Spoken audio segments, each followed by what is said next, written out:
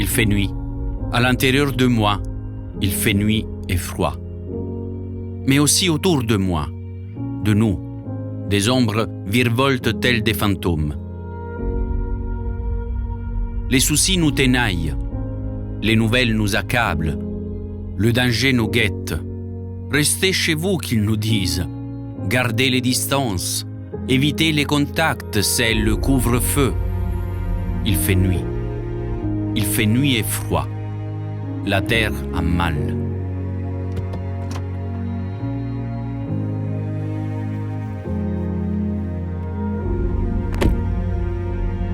En 1935, Alexis Carrel écrivait « Aucun être humain n'a le droit d'apporter à un autre être humain une vie de misère, et encore moins de procréer des enfants destinés au malheur. »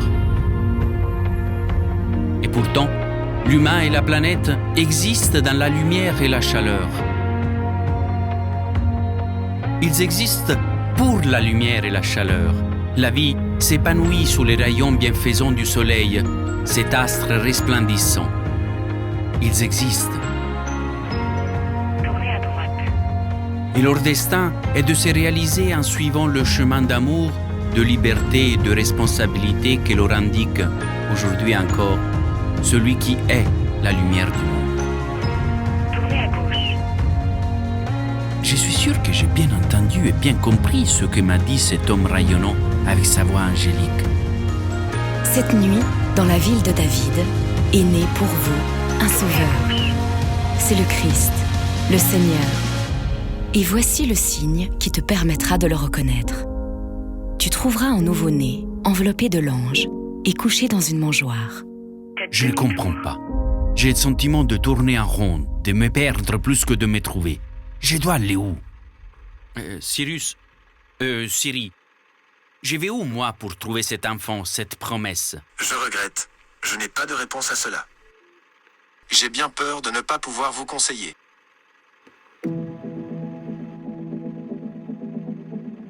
Il y a guide et guide, chemin et chemin, quête et requête. Le GPS peut bien te conduire jusqu'à Bethléem, mais pour trouver l'enfant, tu dois t'ouvrir à la rencontre et interpréter autrement les signes de la nature et des crises. Il y a étoile et étoile. Quelle est cette étoile qui le guide? Tournez à droite. Et le voici au milieu de nulle part, en train de chercher un enfant dans une mangeoire. Parce que, semble-t-il, il n'y avait plus de place dans les hôtels.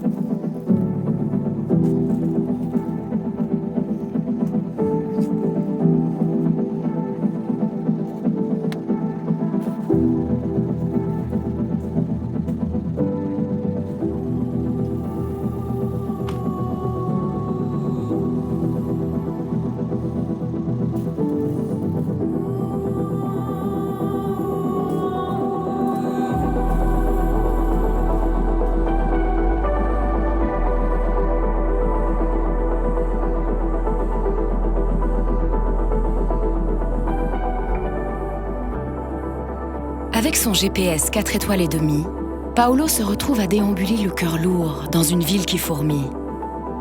L'enfant est introuvable et il reste sans réponse. Il est venu ici car il a entendu ce que lui a dit cet homme aux allures d'ange. Le croit-il vraiment? Il se pose bien des questions. Son esprit titube. Ses sentiments n'arrêtent pas de lui jouer des tours. En même temps, il ne veut pas se résigner. Il est profondément convaincu du potentiel de l'humanité et qu'en prenant soin les uns les autres, elle pourrait se sublimer, y exister véritablement. La naissance de cet enfant représente-t-elle vraiment l'espérance? Aujourd'hui, à notre époque, la crise que le monde traverse le fait chanceler. Le désarroi reprend le dessus et il ne peut pas s'empêcher de penser. Pauvre enfant, venir au monde entouré de visages cachés, d'émotions ensevelies derrière des bouts de tissu. Comment imaginer qu'il puisse sourire à ce monde et se dire prêt à le sauver? Croit-il encore en l'humain?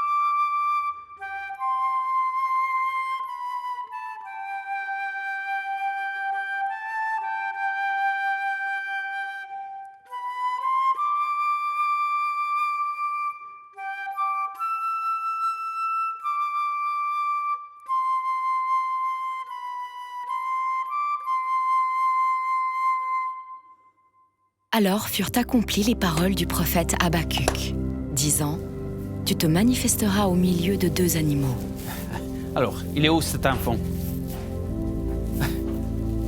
J'avais raison, il n'est pas là. Il est où cet enfant? Et ceux qui oublient la règle élémentaire du savoir-être et du savoir-vivre, à cause de notre aveuglement, même ces pauvres bêtes n'ont plus qu'à adorer. Et Joseph et Marie avec l'enfant demeurèrent au même endroit pendant 3 jours.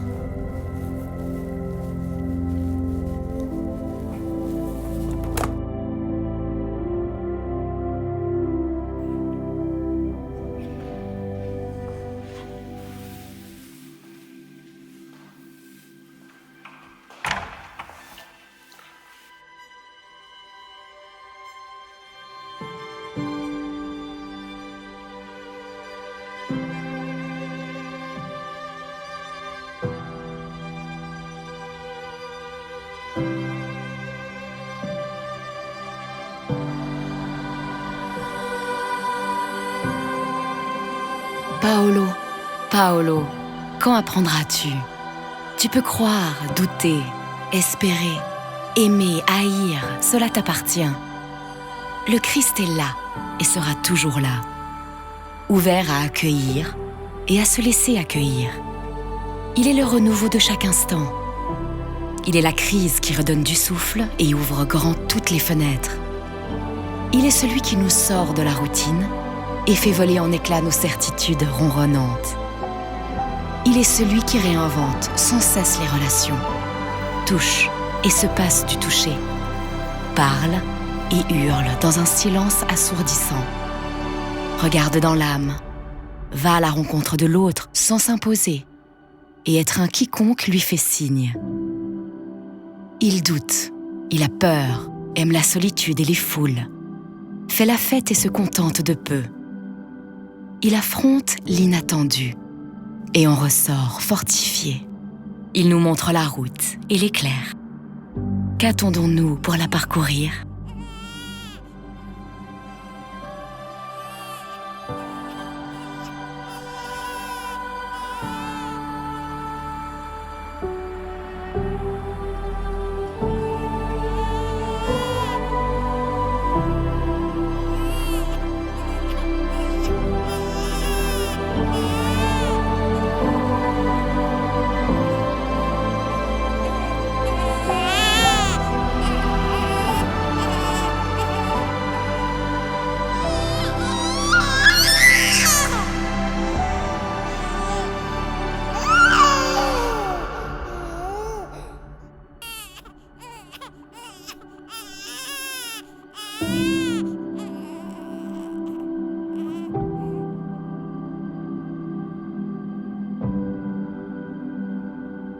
l'avez entendu, il est là.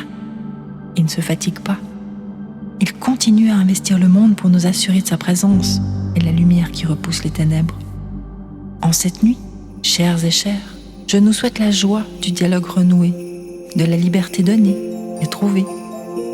Ensemble, en ouvrant la porte à l'amour et à la parole du Christ, nous pouvons demeurer dans l'espérance, élever l'humanité et participer à sauver la création. Amen.